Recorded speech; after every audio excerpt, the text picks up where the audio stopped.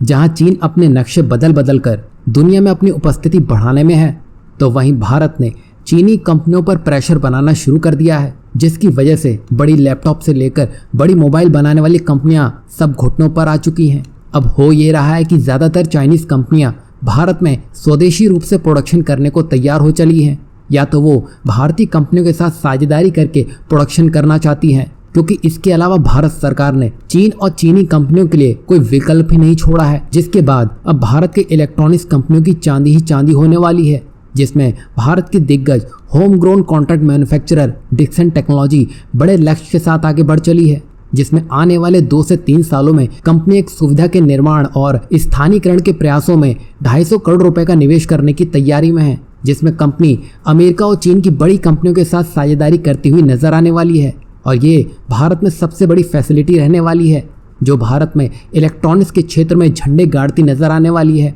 और अब इसमें डिक्सन टेक्नोलॉजीज अपनी मैन्युफैक्चरिंग कैपेसिटी को बढ़ाकर चाइनीज मोबाइल ब्रांड से लेकर अमेरिकी लैपटॉप ब्रांड्स की भारत में ही मैन्युफैक्चरिंग करते हुए नजर आने वाली है, और पीसीबी से लेकर फाइनल प्रोडक्ट तक सब कुछ इस फैसिलिटी में बनकर तैयार होगा। वहीं सरकार के कड़े फैसलों के कारण ही आज 40 से ज़्यादा कंपनियां भारत में पीएलआई के साथ मिलकर मेक इन इंडिया को अपनाने में लगी हुई हैं। इससे साफ समझा जा सकता है कि भारत अब इलेक्ट्रॉनिक्स में एक लंबी छलांग लगाने को है। वहीं दूसरी बड़ी खबर में भारतीय वायुसेना की ताकत में इजाफा करने के लिए रक्षा मंत्रालय ने एयरफोर्स के बेड़े में जल्दी 12 सुखोई 30 MKI को शामिल किया जाएगा, और ये अभी तक के सबसे एडवांस और घातक सुखोई MKI रहने वाले हैं। और रक्षा मंत्रालय ने करीब 45,000 करोड़ रुपए के रक्षा खरीद प्रस्ताव को शुक्रवार को मंजूरी भी दे दी है। यही नहीं, 12 जो सुखोई 30 MKI फाइटर जेट के साथ ही साथ यहाँ पर हवा से जमीन पर वार करने वाली ध्रुवस्त्र मिसाइल खरीदी जाएंगी, और इसके अलावा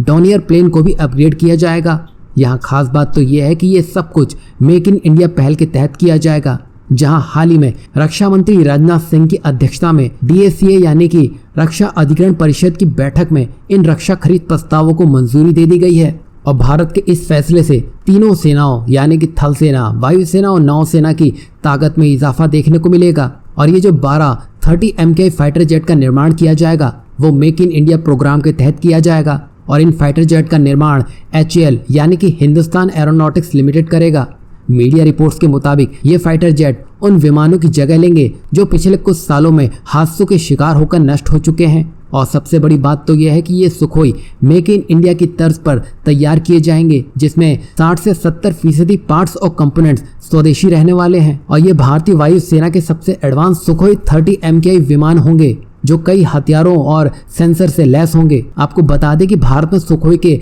कई पार्ट्स और कंपोनेंट बनाए जाते हैं, जिसकी वजह से भारत अपने हिसाब से इसमें बदलाव कर सकता है।